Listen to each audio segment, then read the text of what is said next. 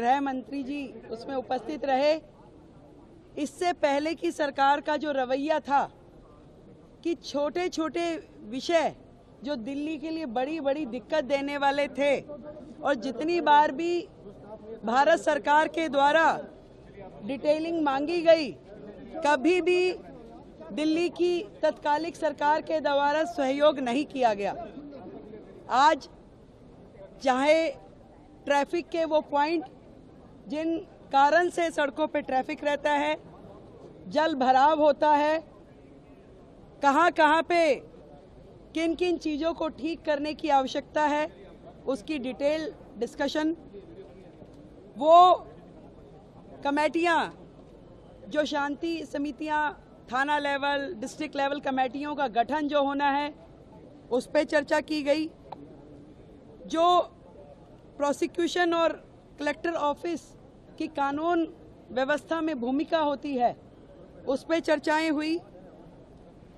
जे cluster में घोषणा पत्र में जो हमने घोषणा की उसमें पुलिस आउटफिट बनाने पे चर्चा की गई।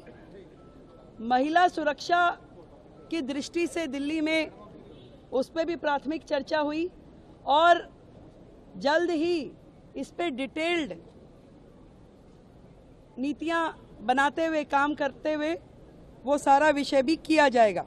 सीसीटीवी कोऑर्डिनेशन उस विषय पे चर्चा हुई।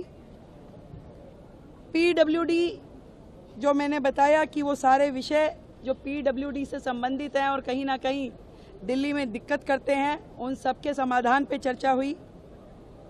और राष्ट्रीय सुरक्षा और अंतर्राष्ट्रीय गैंग जिस प्रकार से दिल्ली की सुरक्षा व्यवस्था को के लिए दिक्कत है, उन सारे विषयों पे भी बहुत ही डिटेल्ड चर्चा हुई।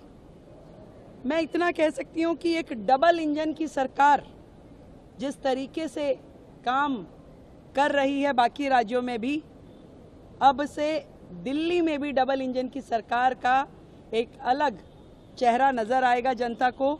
और वो सारे विषय जो समन्वय के साथ में दिल्ली में समाधान होना चाहिए, उन विषयों का समाधान होगा और 100% सुरक्षा दिल्ली वासियों को दी जाएगी। इस तरह की समन्वय बैठक लगभग मासिक बैठक के रूप में मंथली रिव्यू बैठक ये रहेगी और हर प्रकार से, चाहे वो ट्रैफिक ईज प्रोग्राम हो, चाहे जल भराव के बिंदु हो या प्रोसिक्यूशन इत्यादि के मामले हैं, इन सारे विषयों पे दिल्ली सरकार